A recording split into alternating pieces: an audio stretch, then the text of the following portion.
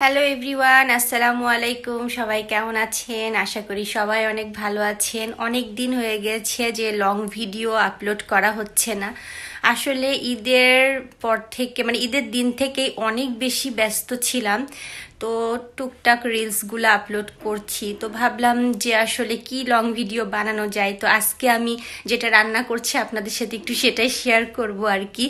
তো আজকে আমি গরুর মাংস রান্না করছি, আর সেটা আপনাদের সাথে আমি এখন শেয়ার করব। তো চলেন দেখি আমি কিভাবে গরুর মাংস রান্না করি।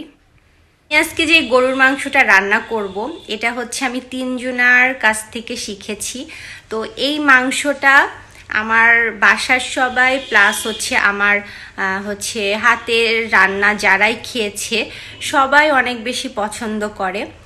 তো 3 জনা বলতে 3 জনা আম্মু, দাদি আর আমার শাশুড়ি আম্মার হাতের, 3 জনের কাছ থেকে আমার শেখা। তো আমি আস্তে আস্তে বলবো যে আসলে কোনটা কোনটা আমি 3 জনের কাছ থেকে শিখেছি। এই যে ফার্স্টেই দেখাই, এখানে আমি শুকনো মরিচগুলা মাঝখান থেকে কেটে তারপরে পানিতে ভিজায় রেখেছি। এটা আমি শিখেছি আমার শাশুড়ি আম্মার কাছ থেকে। এটা করলে নাকি মাংসের টেস্টটা অনেক বেশি ভালো লাগে, আর ভিজায় রাখলে মরিচের ভিতরে যে বিচিগুলা থাকে সেগুলা সবগুলাই ঝরে যায় পানির মধ্যে, আর যেই খোসাটা আর কি থাকে ঝালের, ওইটা শুধুমাত্র মাংসে ব্যবহার করা হয় এবং এটাতে নাকি মাংসের স্বাদটা অনেক বেশি বাড়ায় দেয়। এই যে আমি এখানে মাংস নিয়ে নিয়েছি, আর মাংসের মধ্যে আমি আজকে একটু আলু দিব। আমার মাংসের মধ্যে আলু খেতে অনেক বেশি ভালো লাগে, কিন্তু আসলে অনেকেই পছন্দ করে না, বলে মাংসের টেস্ট নষ্ট হয়ে যায়। তো যাই হোক, আমার ভালো লাগে, আর আমি আজকে দিব মাংসের মধ্যে আলুটা।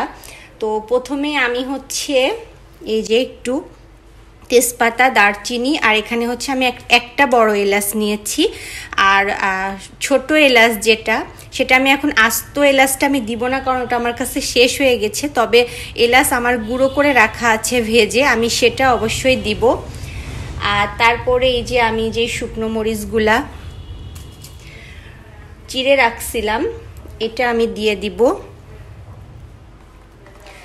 আচ্ছা, তারপরে আমি এখানে একটু পেঁয়াজও দিয়ে দিব। পেঁয়াজগুলো আমি একটু রাউন্ড করে কাটছি, গোল গোল করে। তো আমার কাছে মনে হয় যেন মাংসের মধ্যে এভাবে পেঁয়াজ দিলে পেঁয়াজটা খুব ভালো লাগে, জানি না কেন।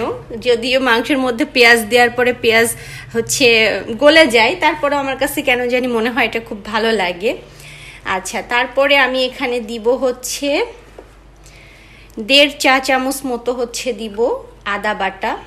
1.5 চা চামচের একটু বেশি হবে, আমি একটা আন্দাজ অনুযায়ী দিচ্ছি আর কি, মাংস অনুযায়ী। এখানে আমি 1.5 চা চামচই দিব রসুন বাটা। আদা বাটাটা সামান্য একটু বেশি দিয়েছি আমি রসুন বাটার চেয়ে। আচ্ছা, তারপরে 1/2 চা চামচ দিব জিরা বাটা। আচ্ছা, এখানে আমার হাজবেন্ডকে বাজারে পাঠিয়েছিলাম, সে যে কিছু রুই মাছ নিয়ে আসছে, আর একটু চিংড়ি মাছ আনতে বলেছিলাম সবজির মধ্যে দিয়ে খাবো বলে। তো চিংড়ি মাছ নিয়ে এসেছে, আর কিছু সবজি বাজার করে নিয়ে এসেছে। এখানে মিষ্টি কুমড়া, তারপর একটু পটল, ভেন্ডি, গরমের যে সবজিগুলা হয়, শসা, আমরা অল্প অল্প করেই বাজার করে খাই, টাটকা টাটকা খেতেই ভালোবাসি। আর এই যে লতি, আমি 3-4 দিন আগে বলেছিলাম যে আমার লতি দিয়ে চিংড়ি মাছ খেতে ইচ্ছা করছে, তো দেখছি আজকে নিয়ে চলে এসেছে। তো এইগুলা দিয়ে মোটামুটি একটু সবজি করব আর কি। আর এই যে এটা মাংস মাখানোর পরে ফাইনাল লুক। কি মনে হচ্ছে না যে এটা একদম রান্না কমপ্লিট? আচ্ছা, এটা আমি এবার ঢেকে দিব, এটা আস্তে আস্তে রান্না হবে। আর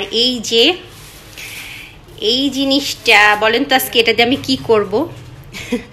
আজকে আমি এটা গরুর মাংসের সাথে আমডাল রান্না করব। একটু ভেবে দেখেন যে আসলে খেতে কতটা তাহলে মজা লাগবে। তো আমি রান্না করি, রান্নার পরে লাস্ট মাংসের যেই লুকটা আসে সেটা অবশ্যই আপনাদের সাথে শেয়ার করব, দেখাবো। আর তারপরে আমডাল রান্না করব, তো বাকিটা আমি পরে দেখাচ্ছি। মাংসটা কষানোর পরে জাস্ট লুকটা দেখেন, অসাধারণ। মাংস দিয়ে যে পানিটা বের হয়েছে সেটা দিয়েই পুরাটা আমি কষায় নিয়েছি। এবার একটু পানি গরম করে আমি এটা একটু সিদ্ধ হতে দিয়ে দিব। এই যে আমার মাংসের লাস্ট লুক, আর খেতে দিয়ে কিন্তু ভীষণ মজা হয় এই রান্নাটা। আর সাথে থাকছে এই যে আমডাল। তো আমি এখন মজা করে খাই, আপনারাও বাসাতে অবশ্যই রান্না করে খান। সবাই ভালো থাকেন, সুস্থ থাকেন, আল্লাহ হাফেজ।